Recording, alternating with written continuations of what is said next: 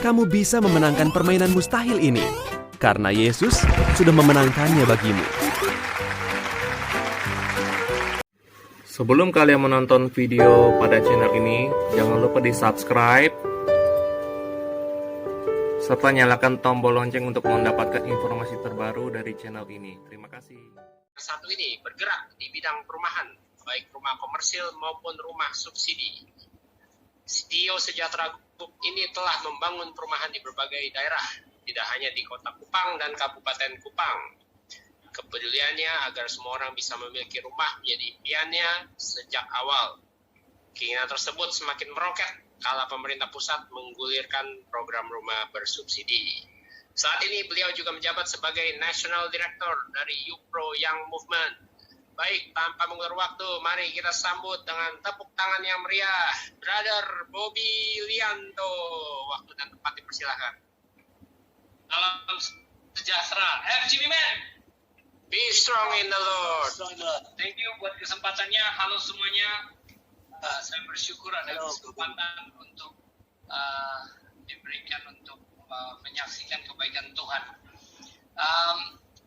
Waktu saya lihat temanya Change or Die tentang perubahan dan saya berpikir apa yang ingin saya bagikan, tapi saya teringat hal ini tentang perubahan. Sebenarnya saya ingin kesaksian sebenarnya perubahan hidup saya banyak mengalami dari perubahan hidup dari ayah saya. Hadir juga bersama kami ada ayah saya Pak Hengki Lianto. Halo Bapak. Halo, pagi, selamat malam. Malam. Ya. Ya. Jadi Bapak saya ini adalah seorang pebisnis dan beliau pernah memegang beberapa belas merek rokok. Saya ingat ini bukan lagi promosi, tapi saya ingat. Dan papa saya memegang merek itu menjual dalam waktu yang sudah cukup lama.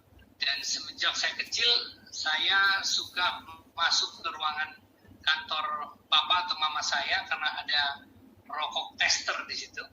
Dan akhirnya saya suka ambil dan saya suka merokok sembunyi-sembunyi. Belajar dari kecil sudah rokokan. Nah, teman-teman, saya terikat ini cukup lama karena semenjak saya tinggal di luar atau di luar dari Kota Kupang, saya terikat dengan kehidupan malam dan juga otomatis rokok adalah temannya. Bahkan sampai saya pulang ke Kupang.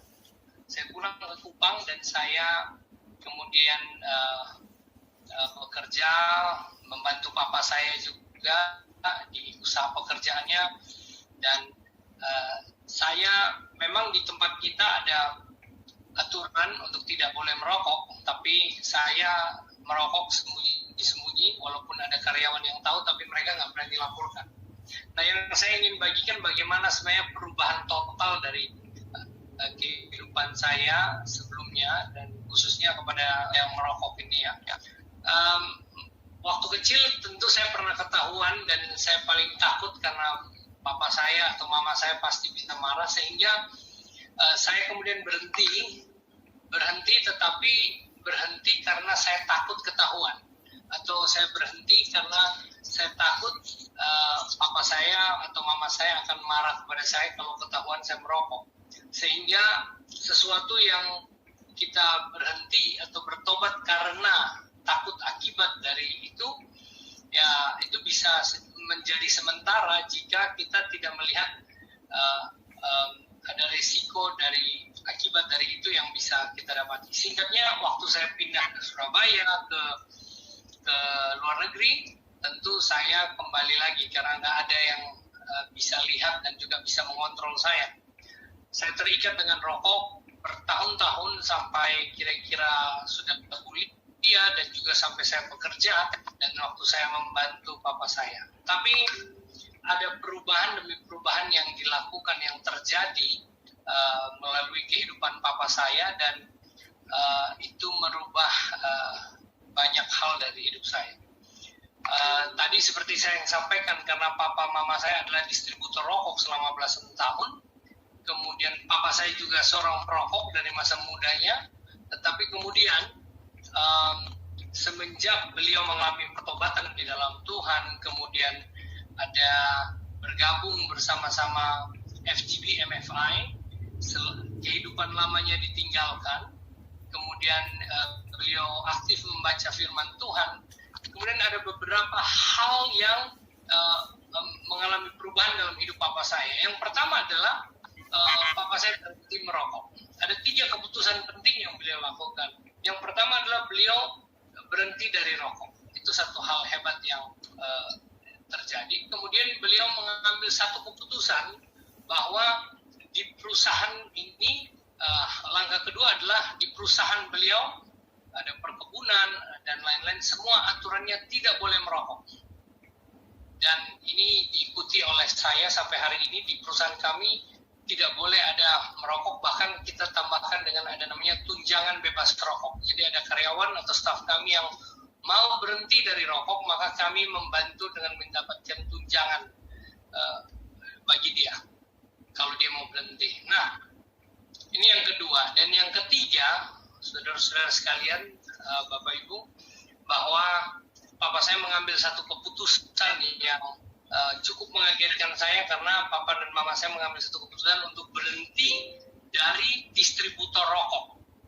Jadi tidak menjual rokok itu lagi. Dan ini tentu keputusan yang bukan gampang, tapi saya ingat papa saya pernah ketemu teman atau saudaranya, kemudian yang sakit di rumah sakit, dan setelah bertemu di mana tamu-tamu yang lain pulang, kemudian dia pergi ke balkon rumah sakit, kemudian dia merokok, dan papa saya tegur bahwa, "Hei, kenapa kamu merokok?" Dan dia kasih tahu, bilang, "Loh, kamu itu yang paling pintar karena kamu jualan rokok. Rokok yang saya hisap ini adalah merek kamu. Kemudian kalau saya sakit, saya juga beli obat di apotik kamu. Kebetulan mama papa saya juga punya apotik. Jadi kamu menjual racun sekaligus menjual obatnya," kira-kira begitu. Nah, keputusan yang ketiga ini, teman-teman sekalian, Bapak Ibu, papa saya meninggalkan bisnis rokok ini. Nah, saya mengalami perubahan dari waktu ke waktu, dan sampai saya sungguh-sungguh mengalami pertobatan melalui Full Gospel. Saya dibukakan Tuhan untuk satu hal, yaitu ada pengorbanan yang orang tua saya lakukan. Khususnya papa saya, mulai dari dia merokok, kemudian dia membuat peraturan merokok, dan juga dia melepaskan distributor rokok, merek-merek rokok yang selama ini menjadi penghasilan support buat kita tentunya. Saya memikirkan bahwa Tuhan bukakan satu hal, bahwa pengorbanan ini dilakukan. Yang pertama adalah supaya ini tidak diteruskan atau menjadi contoh kepada saya yang adalah anak laki-laki satu-satunya. Sehingga papa saya telah memberikan nilai, contoh, di mana dia melepas atau berhenti dari rokok. Kemudian peraturan yang dilanjutkan kemudian kepada perusahaan kami. Dan yang terakhir, papa saya tidak mewariskan itu sebagai distributor yang akhirnya saya harus lanjutkan sebagai bisnis rokok. Nah, Bapak Ibu sekalian, kemudian saya berhenti itu bukan sekejap, tetapi proses dari saya menyadari itu, dan saya melihat bahwa ada perubahan yang terjadi dalam kehidupan ayah saya saat dia mengalami kasih Tuhan, terus tindakan dan komitmen yang dia ambil bahwa dia harus melepaskan dari distributor rokok dan lain-lain. Yang ini saya bagikan adalah waktu itu saya menyadari satu kasih Tuhan, bahwa betapa kasih dari orang tua saya kepada saya, sehingga dia mau mengorbankan segala sesuatu, sama seperti Bapa kita di sorga yang mengutus anaknya yang tunggal untuk kita semua, karena begitu besar kasih Allah pada dunia ini sehingga dia mengaruniakan anaknya. Dan melalui itu saya mengalami satu kasih Tuhan, dan saya menyadari, saya berjanji mulai hari itu saya tidak pernah merokok sampai hari ini. Dan praise the Lord, Tuhan menyertai dan memberkati kehidupan yang dipulihkan. Sampai hari ini saya berhenti bukan karena saya takut dihukum, saya berhenti bukan karena saya takut ketahuan, tetapi saya mengerti karena saya berubah, karena saya mengalami kasih Tuhan yang mengubahkan, menyadari tentang pengorbanan yang mengasihi saya, dan kehidupan saya diubahkan. Mungkin ini yang saya mau bagikan tentang sedikit dari perubahan hidup saya. Terima kasih teman-teman, Tuhan Yesus memberkati. Jangan lupa jempolnya guys. Terus semakin banyak jempol, semakin like, semakin bagus. Ayo guys, tekan like-nya sekarang guys. Does not fall far from the tree. Buah yang jatuh tak jauh dari pohonnya. Kalimat ini cocok diberikan kepada Briando Pribadi Gotama alias Brian. Bijaksana, tegas, sabar, dan royal merupakan sifat-sifat Brian yang menurun dari ayahnya, Don Putra Gotama, komisaris Subasuka Paradise. Karena itu tak heran jika Don mempercayakan Brian memegang jabatan sebagai direktur di Subasuka Paradise Kupang. Saat ini beliau juga menjabat sebagai chapter president di wadah Full Gospel Businessman Fellowship International. Baik, tanpa mengulur waktu, mari kita sambut sekali lagi dengan tepuk tangan yang meriah, Brother Brian Gotama. Waktu dan tempat, silakan. Terima kasih. Suara saya tolong saya jelas. Ya, jelas. Oke. Shalom, saya perkenalkan lagi, nama saya Bian Gotama, istri saya Patricia Pangat, saya putra dari Regional Presiden Nusa Tenggara Timur, Bapak Johannes Don Putra Gotama. Ya, pada malam hari ini sungguh menjadi sebuah hormat. Gimana Pak? Ya, Papi juga datang malam ini ya, katanya gabung juga. Ya, ada Papa Ya, juga yang malam ini juga hadir bersama. Malam ini menjadi sebuah kebanggaan dan kehormatan buat saya bisa berbagi di regional DKI 1, menemani dua figur yang menjadi panutan kita anak muda di GBMFI, International Director Ko Antoni Kutirai, juga panutan kami di Kupang, Ko Bobi Lianto. Saya ingin menarik waktu menuju ke 10 tahun yang lalu. Ya, 10 tahun yang lalu ketika keluarga kami dilanda badai ekonomi yang begitu buruk. Tuhan izinkan terjadi badai di dalam keluarga kami. Ekonomi kami jatuh begitu buruk. Sehingga pada akhirnya pada saat itu Papa dan Mama harus mengambil sebuah keputusan sulit dengan menjual rumah hasil kerja keras mereka dari muda. Itu rumah hasil kerja keras, aset keluarga, dan rumah masa kecil kami. Tentu merupakan sebuah keputusan yang cukup sulit untuk Papa dan Mama pada saat itu. Memang pada saat itu terjadi pembangunan yang salah perhitungan, kemudian manajemen pariwisata yang tidak tepat sasaran, ditambah dengan adanya kredit bank yang cukup besar, sehingga membuat Papa dan Mama menjadi cukup stres dan terjadi kesulitan pada saat itu. Sebuah downgrade yang Tuhan izinkan terjadi di dalam keluarga kami, dari keluarga yang punya rumah 4 lantai menjadi sebuah keluarga yang tidak punya rumah dan harus kontrak. Namun saya percaya dan saya yakin Tuhan izinkan sebuah downgrade terjadi untuk pemulihan iman seluruh keluarga kami.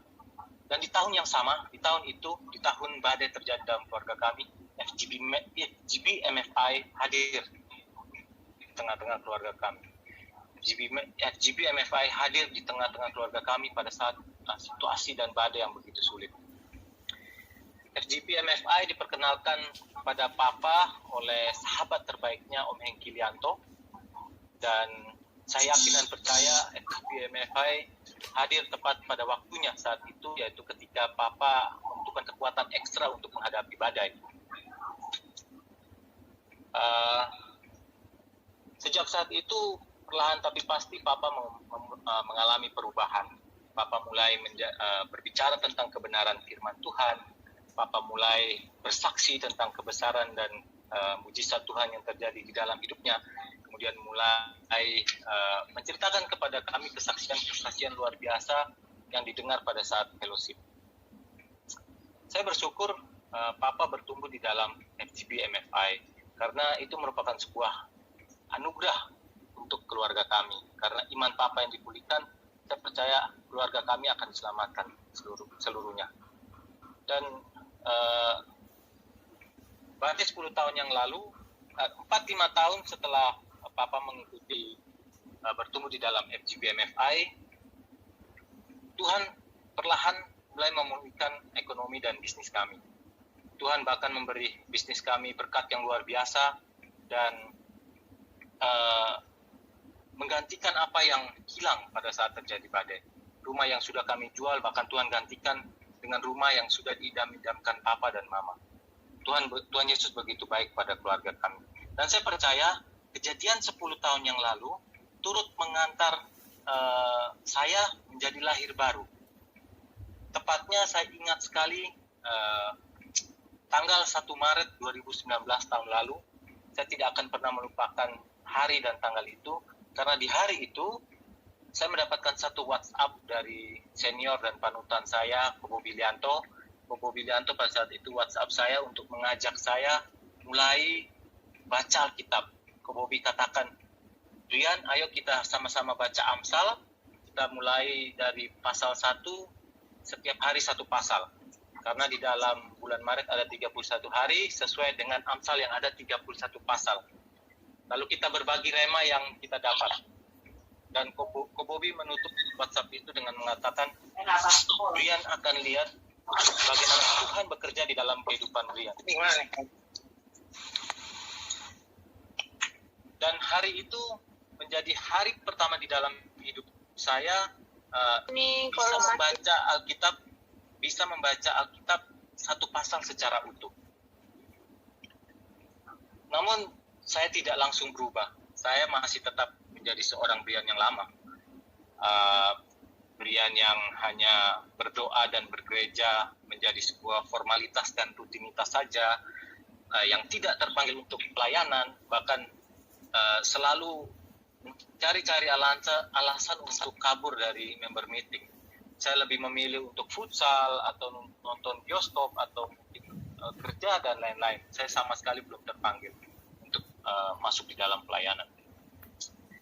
Namun saya ingat 22 Maret 2019 ketika saya menemukan satu ayat yang benar-benar merubah saya pada saat itu, yaitu ada di Amsal 22 ayat 4. Ganjaran kerendahan hati dan takut akan Tuhan adalah kehormatan, kekayaan, dan kehidupan. 22 malam, jam 11 malam, saya dimampukan Tuhan untuk membuat sebuah renungan singkat tentang firman itu. Dan renungan itu adalah yang pertama kali saya buat di dalam hidup saya. Dan sejak saat itu, saya kemudian terpanggil untuk melayani Tuhan dengan lebih baik. Saya mau terus mendalami firman Tuhan, terus membaca firman Tuhan. Bahkan saya mulai berani sharing firman Tuhan dengan keluarga saya, dengan karyawan-karyawan dan juga staf-staf terdekat saya. Sehingga pada akhirnya ada satu staf terdekat saya beranikan diri untuk bertanya pada saya, maaf Pak Brian, saya boleh bertanya, apakah Pak Brian ini ada pergumulan yang berat ya? Saya cukup terkejut dengan pertanyaan dia, namun saya kemudian tersenyum, lalu saya jawab kepada staf saya itu, saya katakan pada dia bahwa saya justru hari ini, saya adalah orang yang paling bahagia di dunia, karena jiwa saya sudah Tuhan menangkan. Saya percaya Saulus diubah Tuhan dan dirubah menjadi Paulus, dibutakan selama 3 hari. Melalui Amsal, melalui 31 hari di dalam Amsal, melalui 31 pasal di dalam Amsal, saya dirubah dan dipanggil untuk melayani dengan lebih baik. Dan hari ini saya bersyukur sekali Tuhan memberkati keluarga saya, Tuhan memberkati Papa menjadi seorang regional presiden Nusa Tenggara Timur yang 10 tahun lalu mengawali menjadi seorang eksperimen sebagai seorang presiden chapter dan dalam keadaan ekonomi yang patah. Namun hari ini Tuhan berkati menjadi seorang regional presiden Nusa Tenggara Timur dan dengan ekonomi yang Tuhan pulihkan dan lipat gandakan. Bahkan karyawan kami 10 kali lipat dibandingkan dengan 10 tahun yang lalu. Dan puji Tuhan hari ini pun saya sudah menjadi seorang presiden chapter dan saya sedang berusaha untuk melanjutkan legasi seorang papa saya dan semoga Tuhan berkenan dan bisa menjadi pelayan Tuhan dengan baik. Saya percaya dan saya yakin 10 tahun yang lalu Tuhan izinkan badai yang begitu dahsyat terjadi di dalam keluarga saya. Semata-mata untuk memulihkan dan memanggil papa saya melalui wadah FGBMFI, Tuhan memulihkan iman papa saya, dan Tuhan merajut keselamatan di dalam keluarga saya. Dan 10 tahun kemudian, Tuhan memanggil saya dan bertobat. Saya percaya dan saya yakin perubahan yang kita alami dan kita jalani ketika kita berjalan bersama Tuhan akan selalu berakhir dengan berkemenangan. Mungkin demikian yang bisa saya saksikan pada malam hari ini. Semoga bisa memberkati. Jangan lupa jempolnya guys. Terus semakin banyak jempol, semakin like, semakin bagus. Ayo guys, tekan like-nya sekarang guys. Saya langsung aja ya. Luar biasa tadi dari kesaksian-kesaksian adik-adik kita yang muda ini yang sangat menguatkan kita. Kita juga masih bisa banyak belajar dari mereka orang tentunya.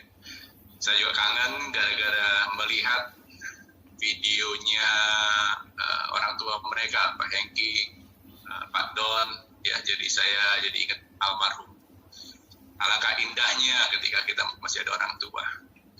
Tapi anyway, karena waktu saya harus cepat saja.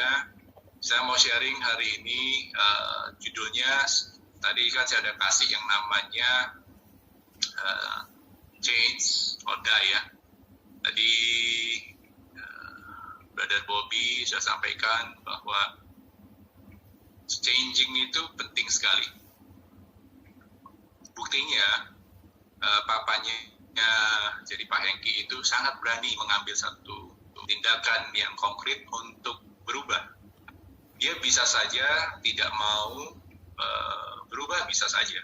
Tapi ketika dia mengambil satu berubah, berhenti menjadi distributor rokok, toh Tuhan tetap memberkati. Ya, itu luar biasa. Tentunya change or die-nya itu saya kasih tanda tanya ya.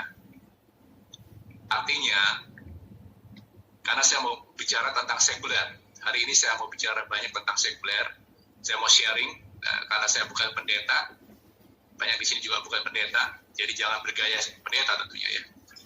Kita ada waktunya, saya rasa ada orang-orang yang juga memperlengkapi kita, membekali kita informasi yang terkini, yang terupdate, yang tentunya juga bisa menambahkan pengetahuan orang-orang bisnismen ataupun profesional. Hari ini saya ganti dulu karena saya tadi pas lagi doa, judulnya itu saya ganti pains. Sakit. Apa itu sakit? Ya, ini ada akronim dari positive, attitude, in negative situation. Kenapa saya ambil ini? Karena kita ini sekarang memang hampir bisa dikatakan semua dalam masa pains. Negatif. Secara dunia, banyak orang mengatakan ini adalah negative situations. Sampai yang namanya Warren Buffett aja, ya, boleh di Google, dia mengatakan bahwa dia tidak pernah mengalami hal yang serupa seumur hidupnya dia. Ya, jadi ini bukan yang main-main. Namun hari ini saya bicara supaya orang-orang, teman-teman yang tadinya ketakutan, janganlah sampai berlebihan ketakutannya. Ya boleh takut, itu manusiawi. Tapi kita tidak boleh terlalu takut, cemas, ya. Nanti akhirnya apa? Stres, jadi distress, akhirnya kita sakit, imun sistem kita turun. Oke, next.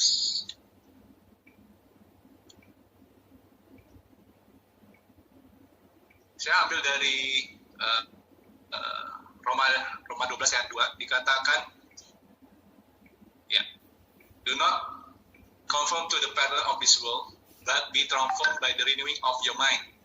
Then you'll be able to test and approve what God's will is, His good, pleasing, and perfect will. Di sini ada 3 tahapan. Saya bicara ini tentunya dari tahun 2019 sama teman-teman yang hampir setiap Sabtu datang. Cuma hanya merubah cara berpikir kita. Karena kita tahu ya, terlalu banyak kita dengar bahwa anak-anak Tuhan atau orang Kristen itu walaupun dia sudah terima Tuhan Yesus, tapi pikirannya ngaco. Ya, ini adalah brutal fact. Kita tidak usah munafik, hadapin kenyataannya dan kita coba cari solusinya. Ya, bukan kita menutup-nutupinya. Tapi itu kenyataannya. Begitu banyak kita menjadi pahit. Ya, tentunya jangan jadi pahit, tapi kecewa karena banyak teman-teman kita yang seiman itu bisa saja menusuk dari belakang ataupun menipu, ambil hak kita, so on, banyak yang ngejelek-jelekin, dengki, whatever. Okay. Nah, di waktu yang seperti ini, tentunya banyak orang yang merasakan sangat down.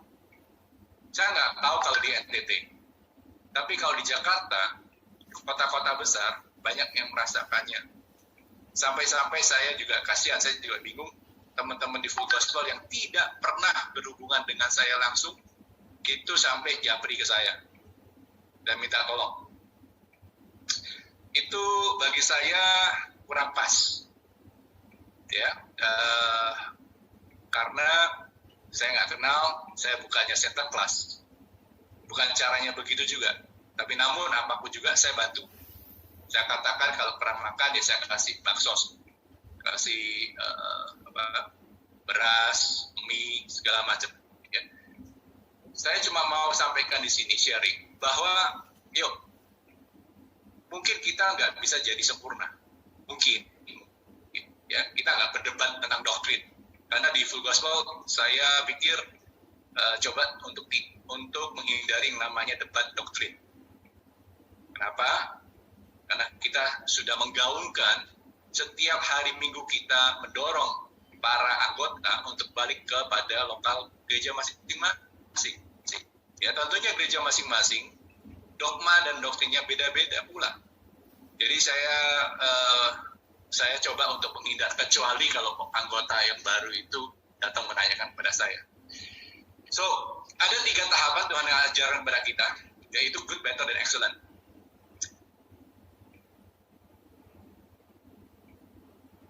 Saya kasih contoh yang paling bagus adalah di kalau saya Yakobus 4 ayat 28 ya. Dikatakan ada orang yang tadinya itu mencuri, dia berhenti mencuri. Ya, itu baru satu. Kedua, dia bekerja dengan tangannya, bekerja keras dengan tangannya sendiri. Itu 2, better. Lalu yang ketiga dikatakan dia memberkati orang yang memerlukannya. Ini yang ketiga, itu excellent. Anak-anak Tuhan ataupun FGB men, mestinya kita mempunyai excellent spirit. Kenapa saya agak sedikit berubah? Bukannya jadi perfect. Karena ketika saya bicara tentang perfection, teman-teman di sini mungkin setengahnya akan keluar live Zoom. Karena pembicaranya pun nggak sempurna. Coba saya tanya sama kalian orang, siapa yang sempurna sekarang? Angkat tangan. Nggak ada. Tapi, waktu saya bilang excellent, saya yakin semua mau, tidak takut, tidak alergi dengan kata-kata excellent itu. Dan kita mau menuju ke excellency, enggak? Amin. Ya. So ada 3 tahapan. Makanya kenapa kejadian barusan kemarin yang heboh itu viral, seorang yang telah menjadi pendeta yang kesaksian di mana-mana akhirnya ditangkap polisi. Kita tidak menghakimin, jangan. Tapi itulah, perlu perubahan, nggak bisa langsung. Tadi brother kita si Brian itu bagus, dia jujur. Dia katakan itu ada waktunya. Bobby pun juga ada waktunya. Nah, doakan saja di Roma 12 ayat 2 ini, supaya kalian orang tahu bahwa di dalam keadaan seperti ini pun, kita masih bisa menuju kepada excellency.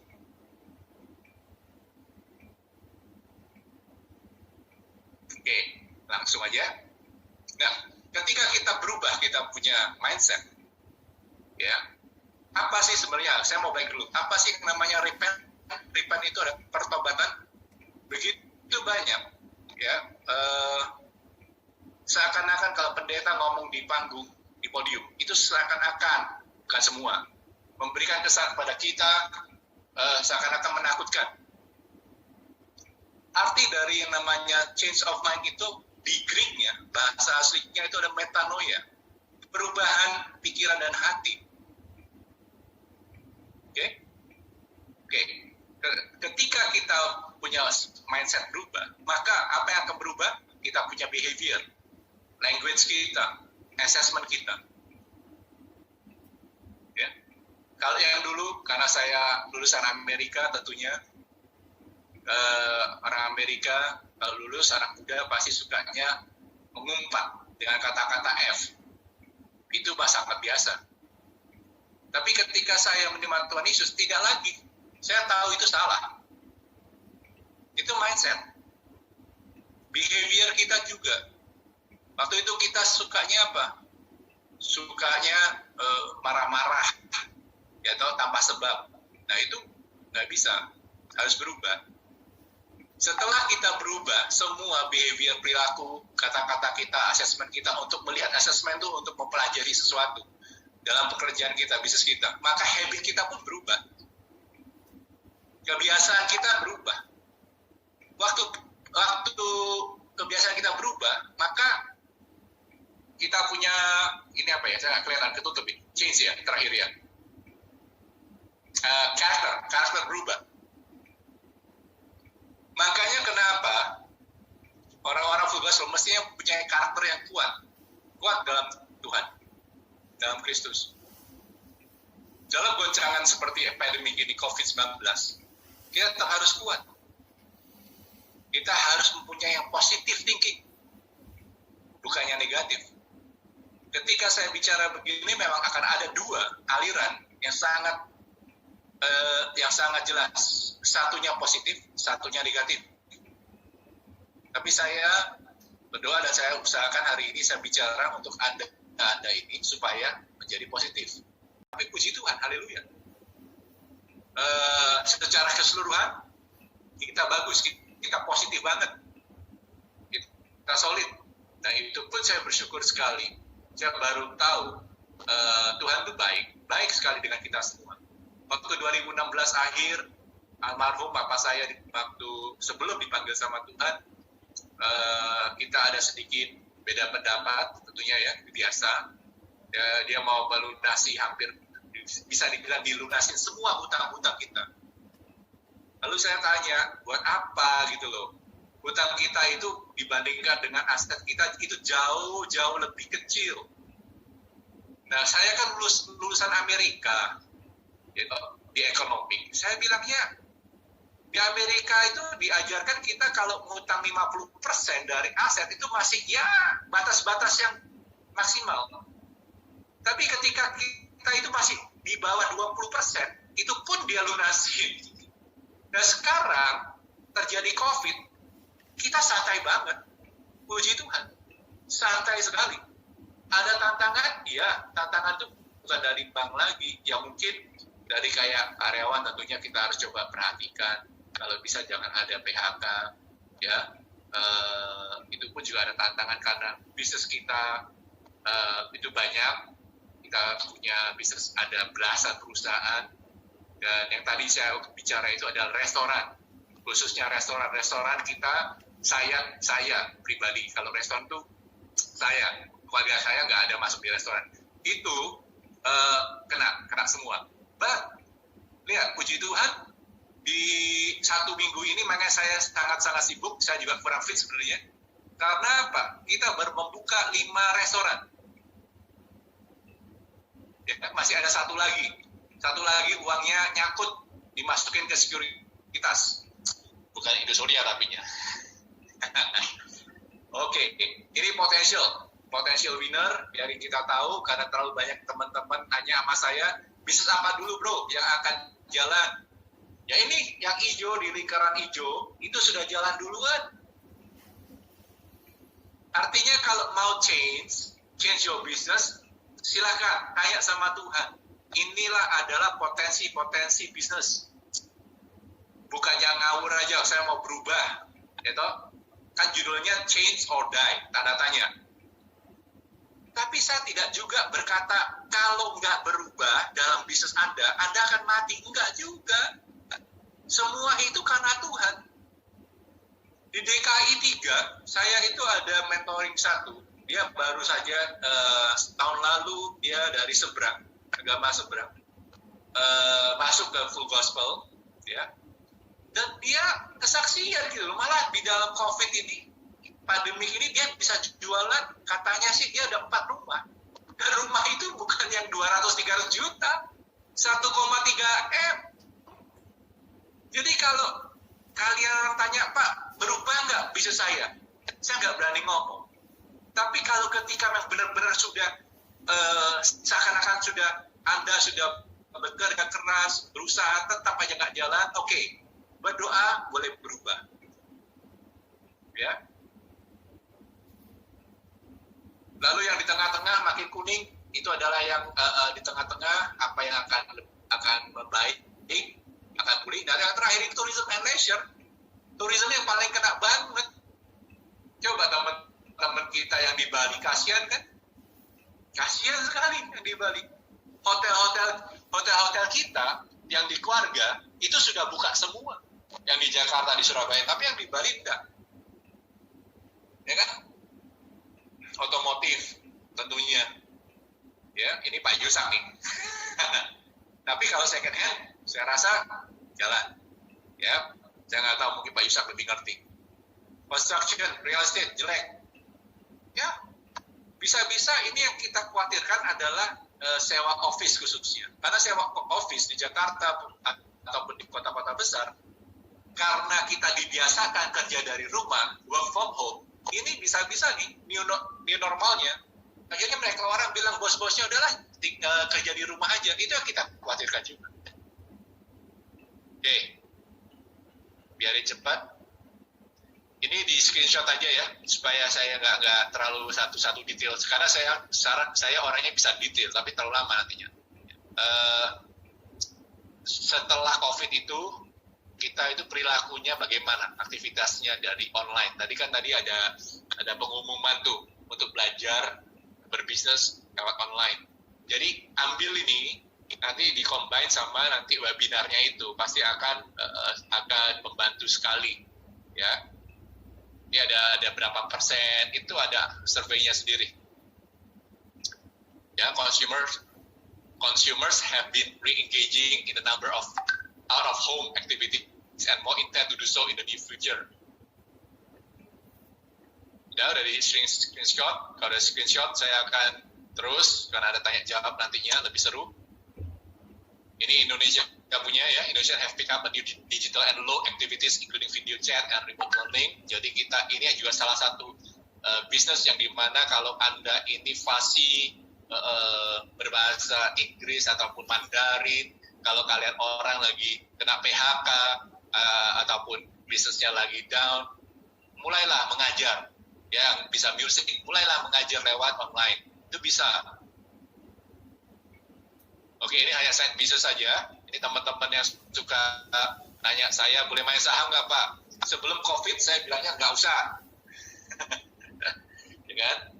Keluarga saya pun juga ada. Yang namanya Hainan Putih Rai Sekuritas itu kita ada sekuritas company. Tapi saya tidak pernah kan jualan. Tapi zamannya COVID, malah saya bilang ini waktunya untuk beli. Tapi ini side business ya, side business.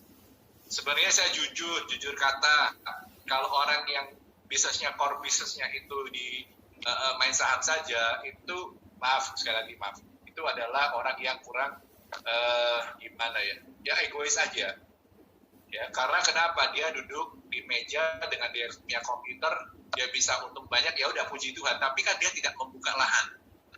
Ya, tidak membuka lahan kerjaan. Yang tadi saya bilang itu loh, good, better, and then excellent. Excellent itu ketika kita sudah diberkati, kita mestinya bisa memberkati orang. Oke? Saya cuma kasih pintas saja kalau mau beli saham itu apa, seperti apa. Belinya yang blue chip, yang liquid, ya, punya history record untuk membagikan dividen. Terus cek ownernya namanya ultimate ownersnya itu siapa, suka bohong nggak, ya di luaran suka nipu-nipu nggak, kayak gitu-gituan lah reputasinya ya. Analoginya gampang saja, kenapa saya bilang ini waktunya beli, analoginya adalah kalau kita bisa membeli mobil Rolls Royce dengan harganya Kijang, kenapa tidak? Itu adalah analogi yang paling tepat. Beli Rolls Royce dengan harga Kijang. Ya ini waktunya. Saya waktu masuk itu indeks gabungan itu adanya di 3.900-an. Sekarang itu sudah hampir 5.000. Ya, puji Tuhan. Dan saya sudah menyampaikan ini kepada teman-teman 1 bulan lebih yang lalu. Dan memang ada teman-teman yang sudah menikmatin itu. Kalau yang teman-teman yang dekat sama saya malah nggak dengerin saya punya Zoom, ya jangan salahin saya dong. Ya, Bro Rasmi ya. satu grup tapi nggak nonton. Baru hari ini nonton kan? Puji Tuhan. Jadi lihat, hari ini per tanggal 22 Juni, penutupan harga saham gabungan itu 4.918. Namun, sekali lagi, ini harus hati-hati. Coba lihat beberapa hari atau 1 minggu saja, karena kita sudah masuk triwulan kedua. Ya, ini bisa ada koreksi. Jadi jangan nafsu, jangan emosi. Makanya saya kasih di sana important. Yang penting itu apa? Jangan beli pakai uang bank.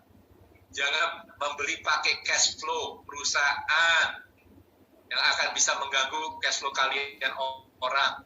Ya, jangan emosi. Dan saya sekali lagi menekankan bahwa kalau beli saham itu untuk investasi, bukan untuk spekulasi. Ya, saya nggak suka spekulasi. Saya bukan orang judi. Senakal-nakal saya yang dulu teman-teman saya tahu saya nakal banget. Nakalnya itu nakal laki ya, bukan untuk nakal bohongin orang tuh nggak ada, tapi nakal laki ya. Puji Tuhan udah berubah di Full Gospel. Oke, ini kita langsung lihat aja. Regional indeksnya juga hijau, komoditasnya juga sudah naik semua. Ya, ingat ya, minyak pernah sempat sampai minus. Itu sempat saya gemetar juga tuh kalau $1 minyaknya per barrel. Oke, yang kenyataannya, yang real. Saya tuh suka yang ngomong yang real aja. Karena saya selalu bicara sama teman-teman saya sekarang, waktunya kita menarik yang namanya dari alam roh, memanifestasikan menjadi daging. Atau kata-kata yang gampangnya, yuk kita ini itu apa? Yang sudah kita pelajarin, yang kita sudah tangkap di firman itu, kita lakukan dong. Ya, jangan terlalu banyak teori, ya udah kita bagus, teorinya udah bagus, kita dengar setiap minggu dari kita punya gembala, kita punya pendeta, itu bagus, itu menguatkan. Tapi kapan kita bisa menjadi better ataupun menjadi excellent? Kapan kita bisa menapakkan kaki kita di laut, di air ketika ada badai? Ini badai sudah. Nggak ada yang ngomong bukan badai. Tapi lihat, ini adalah kue-kue bikinan anak saya yang perempuan. Kenapa kok saya mau kasih lihat begini? Karena saya suka cita gitu loh. Awalnya saya pikir anak saya ini manja. Bukan salah dia, ya kaki saya lah, saya juga salah. Saya manjain karena anak perempuan. Ya toh? Yang dulunya setelah selesai dari Amerika, dia ngambil lagi fashion, design, ya toh, nggak kepake. Terus gara-gara COVID, malah Tuhan ajarkan dia, memberikan dia hikmah sendiri, membuat kue seperti ini. Dan yang luar biasanya, waktu dia jualan online, itu sampai habis, Pak. Puji Tuhan. Sampai tutup PO. Nah, kalau teman-teman tanya sama saya, Pak, bisnis lagi nggak jalan yang ini. Terus kalian orang cuma bilang nggak jalan, nggak mau usaha. Nah, inilah yang kita harus berubah, cara mindset kita. Kita itu nggak mau berubah. Nggak mau berubah atau nggak bisa. Pertanyaan di sana, kalau kalian mau, Tuhan itu bukan jalan. Persoalannya mungkin apa? Bisa saja malas. bisa saja tidak percaya diri, ya. Ini sampai PO-nya itu jadi dia cuma seminggu 3 kali buka PO selesai, dia nggak jual lagi. Karena saya bilang juga ya bukan untuk apa, ini kan untuk passion, untuk mengisi hari ke harinya. Tapi luar biasa ini, Tuhan itu luar biasa. Oke, ini cepat aja di screenshot juga, karena begitu banyak teman-teman yang menanyakan bisnis apa yang akan jalan duluan, yang first to move ya. Yang sebelah kiri kalian orang itu my personal view, saya punya pemikiran sendiri dari medical supplies, logistik, telecommunications, dan itu benar sekali logistik. Kenapa? Karena pada kita juga ada perusahaan logistik, ya, truk kita ada puluhan. Kita kerjasama dengan Taiwan yang sudah hampir 20 tahun, itu luar biasa bagus. Ya, telecommunication juga tentunya bagus. Kita semua sekarang pakai HP, ya. So on. Ya, teman saya di CIMB bilangnya itu financial insurance, information and communications, education dan healthcare. Lalu yang Nielsen Company itu perusahaan Amerika yang besar, dia juga mengatakan yang itu, ya, ada persentasenya. Screenshot atau kalian orang bisa cari di Google. Karena apa yang saya ngomongin semua itu by research, bukan Anthony Putira yang mengarang. Oke, yang recovery apa Pak? Yang agak lama, ya ini, ya, gampang saja. Kenapa kok tourism and leisure? Simple. Kalau kita yang waras sekarang suruh bepergian, saya juga mikirnya 10 kali. Di pesawat itu takutnya ya karena udaranya mutar terus bisa saja kena, ya kan? Very simple. Nielsen Company juga ada katakan bahwa busana yang paling lama, ya ini benar juga karena orang sekarang ini lagi susah, orang lebih mementingkan bisa makan aja sudah satu kesukaan lah ya, sudah bersyukur ya. Busana mau kemana? Busana juga kita udah nggak bisa pergi kemana-mana, nggak ada pesta, nggak ada kawinan, nggak ada birthday ya, kalaupun ada juga cuma hanya 10 orang ya, seperti itu. Lalu di dunia sudah merelaksasi karantina, di mana-mana sudah direlaksasi. Di sini saya ada tulis, cuman ya gara-gara Beijing ada tutup lagi, tapi di Shanghai di mana-mana dibuka tetap karena Beijing ada yang kena lagi, ya. Ini kalian bisa. Lalu kita masuk ke kita sudah masuk ke new normal. Ini cuma saya kasih ya gambaran ataupun tips kalau teman-teman yang punya kedai, yang punya restoran, alangkah baiknya kalau diberikan kayak sekat-sekat akrilik seperti ini, ya. Kenapa Pak? Begini simpelnya, saya akan masuk dan saya akan makan ke restoran yang ada seperti ini. Karena kenapa? Mereka orang ownernya sudah akan benar-benar memperhatikan kebersihan. Dan ini pasti sini akan menahan yang namanya droplet itu, ya. Ini cuma hanya tip-tip saja untuk new normal. Yang sekarang kita bicara yang menarik adalah future business tentunya beyond 2020. Kita bicara nanti 15-20 tahun yang akan datang. Memang saya orangnya suka yang ayah saya juga seorang yang visioner, dan hadiah yang kental itu ada di saya. Ya, saya suka untuk adventurous ya jiwanya. Ini adalah bisnis-bisnis yang saya sajikan adalah bisnis yang sustainable. Kenapa kok saya sajikan ada 3 ini? Sebenarnya banyak. Indonesia itu luar biasa. Opportunities bisnis di Indonesia itu sangat-sangat luar biasa. Persoalannya adalah orang-orang ini mindsetnya adalah bisnis apa yang bisa bikin gua kaya raya? Itu duluan. Ini masalah gitu. Padahal di Alkitab dikatakan dengan jelas, barang siapa yang bisa dipercayakan dengan hal-hal yang kecil, maka dia akan dipercayakan hal yang besar. Nah, tadi saya bilang, kalau bisnis kamu lagi susah, kenapa? Apa salahnya? Emang gengsi ya? Kalau kita jadi tukang masak. Padahal di LOF, saya bersyukur nih, istri-istrinya yang di Full Gospel sekarang, itu sudah membuat sendiri yang namanya LOF Mart. Saya bangga itu. Bagus, istri-istri bisa membantu suami-suami yang bisnisnya lagi turun. Omsetnya bisa turun 90%, bahkan kena PHK. Ya saya tahu lah, beberapa orang kok datang ke saya, nangis-nangis. Ya, tapi jangan menghidupin kesedihan itu, jangan menghidupin yang namanya ketakutan itu. Don't entertain.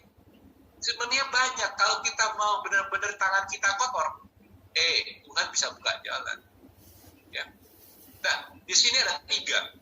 Nanti kalian orang pikirkan aja lah. Ya. Karena ini saya sebenarnya saya mau bicara kepada NP tentunya. Saya juga sudah bikin yang namanya business modelnya, business presentation-nya, saya sudah bikin business structure-nya. Itu sudah di tangannya Pak Yohan Darmawan, kita punya Director TNT. Ya, tinggal dikasih ke NB Core, National Board, ya, para leaders, dan juga tentunya RP ini yang juga penting. Ya, biarkan mereka orang yang akan nanti menggodok. Tapi ada 3 yang saya mau sampaikan. Ini sebenarnya kalian orang juga bisa. Pertama itu water. Kok bisa water, Pak? Water kan banyak. Siapa bilang? Coba dicek di Google. 10 tahun ke depan, itu dunia mungkin kekurangan air 30%. Dan gak usah ngomong 10 tahun kemudian. Kita bicara sekarang. Mumpung ada si Bobby, mumpung ada si Gautam ya? Brian. Di NTT air bersihnya ada nggak? Cukup nggak? Ya. Di Batam cukup nggak? Ya. Saya sudah riset semua itu. Bangka tidak. Saya ada tambang juga timah di Bangka. Saya punya partner bilang, waduh, giginya mereka orang itu banyak yang rusak karena airnya kotor. Ya. Lalu apa? Future farming. Future farming itu apa? Hydroponic, tapi yang vertikal, bukan yang horizontal. Kenapa saya menyajikan ini? Karena saya maunya itu yang real aja, yang gampang. Yang mana orang-orang itu bisa mampu lah. Ya, nggak usah ngomong yang besar-besar skalanya. Ini ketika amit-amit ya, aku tolak dalam nama Tuhan Yesus. Umpamanya yang namanya COVID, wave yang kedua lebih berat daripada yang nomor 1, kita nggak bisa lagi nih makan makanan yang enak lagi. Tapi orang-orang yang mempunyai hydroponic ini di belakang rumahnya dia, paling tidak dia orang bisa makan, Pak. Ya, pernah kepikir? Mungkin yang youth, saya rasa kalau youth lebih suka nonton zombie. Ya. Coba pikir kalau udah kayak zombie gitu, zaman zombie. Uang udah nggak ada harganya. Kita akan barter. Oke. Fish farming, ya. Oh, yang ngomong-ngomong juga seperti kayak China lagi benar-benar hot sama India ya. Itu ada masuk di sosmed juga. Tapi saya nggak masuk ke sana lah. Itu bukan ranah saya. Ya, cuma saya mau sampaikan bahwa ini adalah bisnis yang nggak usah modal besar-besar, tapi sustainable, ya. Dan juga bisa ditaruh di mana saja. Seperti fish farming juga itu namanya aquaponic. Ya, itu cuma ditaruh di drum, ya saya kasih lihat aja. Ini satunya lagi pemotong singkong yang tadi saya bilang. Di Indonesia itu banyak opportunity.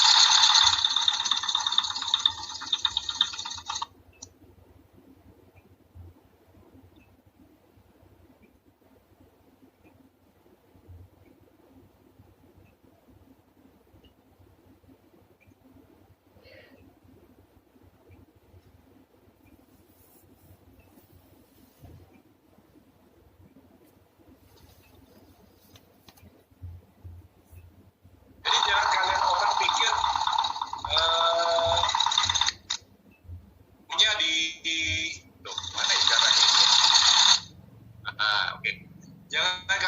pikir kalau kerja di kantoran AC dan siang kan keren Pak. Saya rasa COVID ini memelekkan mata kita ya, memelekkan mata kita semua bahwa Tuhan mau kita itu juga nggak semuanya itu sama. Dan kita juga harus bisa merendahkan hati kita bisa kerja yang Tuhan sudah siapkan, ya, nggak usah keren-kerenan. Yang penting bisa kok, ini bisa menghidupi. Ya, yang sebelah kanan saudara itu adalah vertical hydroponic plant, yang di tengah adalah aquaponic. Itu cuma hanya ikan lele ditaruh di ember saja. Ya, di pinggirnya ember dikasih gelas plastiknya aqua, dimasukin kangkung, jadi itu, jadi. Jadi kalau orang bilang sama saya, Pak, saya kerja apa ya? Saya nggak bisa apa-apa ya. Seakan-akan kalian itu membatasi Tuhan sekali deh. Ya, saya akan membuka mata kalian orang sekarang hari ini. Bahwa begitu banyak kesempatan kalau kita mau kerja. Ya, sebelah kiri saudara itu atmospheric water. Apa itu Pak? Atmospheric water itu dari udara. Udara kita serap yang namanya humidity-nya. Dan kita proses, kita kondensasi. Jadinya ini.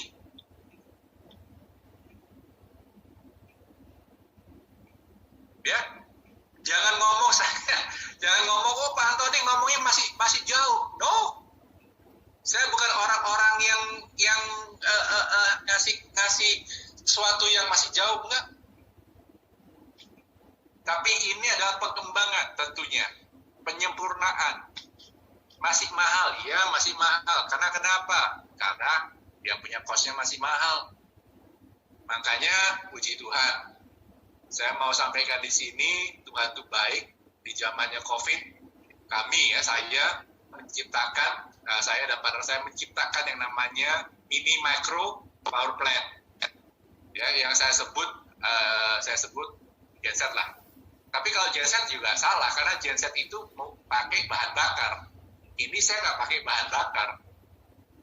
Ya, sehingga kita punya cost itu akan menjadi sangat-sangatlah rendah. Nah, disinilah yang saya akan nantinya saya minta sama leader-leader gotong royong kalau mau kita kolaborasi. Tinggal pilih di regional masing-masing yang mana yang mereka orang perlukan. Jadi kalau orang-orang yang nggak punya pekerjaan, yang kena PHK, itu nggak minta-minta. Ya, karena di firman Tuhan juga dikatakan kalau kita itu harus kerja. Janganlah kau makan bila kau tidak kerja. Itu jelas. Lebih baik memberi daripada menerima. Nah, saya membuat sesuatu yang namanya ekosistem, di mana semua holistik dari hulu sampai hilir. Tinggal dipilih aja nanti regional presidennya. Ada Pak Don, ada si Pak Hengki, siapapun lah nantinya, ada si Pak Yusak. Yang mana yang cocok dia punya wilayah. Tinggal pilih, mau air, mau hidroponik, mau yang namanya aquaponik, monggo. Tanpa saya punya pun juga tidak apa-apa. Tapi ini adalah bisnis yang sustainable, yang akan ke depan. Ya, sesuatu yang kita harus bicara nantinya ya, kalau sampai nggak bisa, kalau ada perang, ada ini dan itu bagaimana? Ya. Oke, ini saya kasih video sebentar, yang kecil, cuma hanya 10 kilowatt, bisa menyalakan listrik rumah yang kecil ini. Lampu beserta dengan dia punya AC.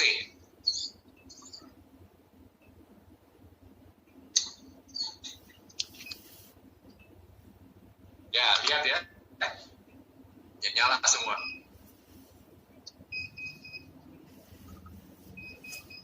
Saya tulis sebelah kiri itu, in order for business to be competitive, untuk kompetitif ya, salah satu faktor yang paling terpenting adalah cost-nya. Nah, cost elektrik itu adalah salah satu yang terbesar juga. Mau nggak mau itu. You like it or you like it or you don't like it, itu salah satu yang terbesar. Ya. Saya akan meng-quote yang terakhir. Ini kita udah masuk yang terakhir penutupan. Kalau saya nggak mengutip ayat, saya juga salah.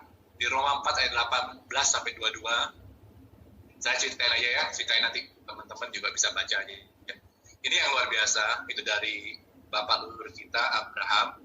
Ya, Bapak Abraham itu adalah Bapak iman.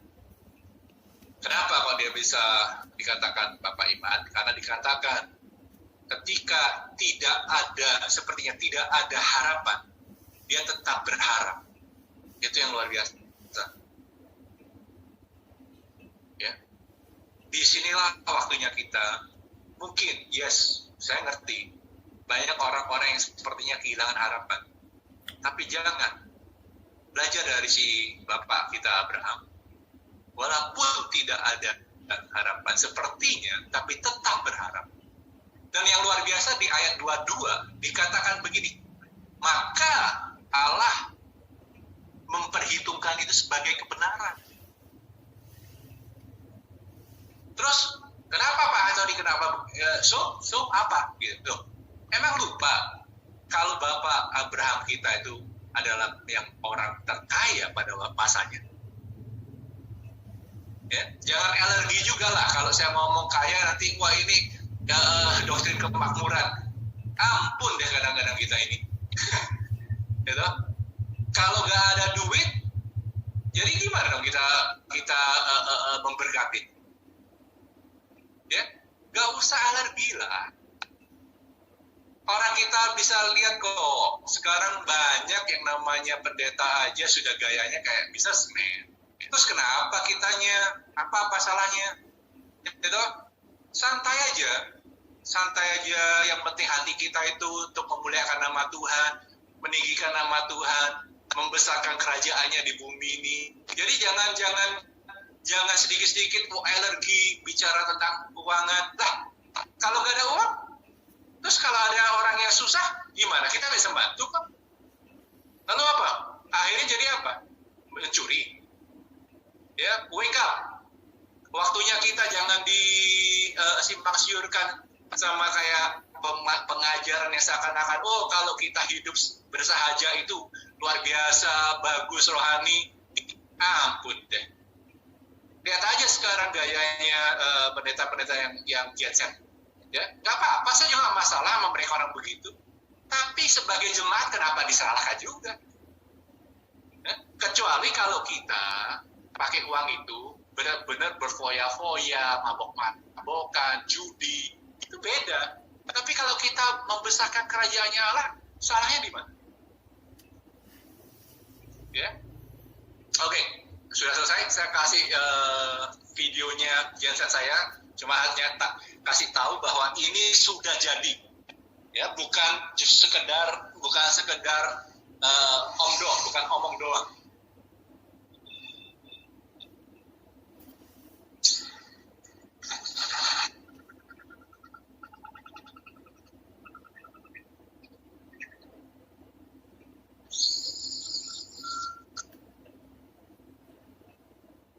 Itu mesin-mesinnya tenaganya perlu yang besar sekali ya.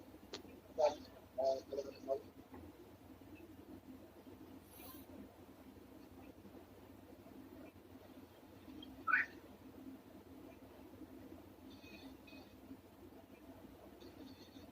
ya, perhatikan, tidak ada yang namanya kabel di belakangnya. Luar biasa, jadi ini saya bisa bawa portable. Puji Tuhan. Oke.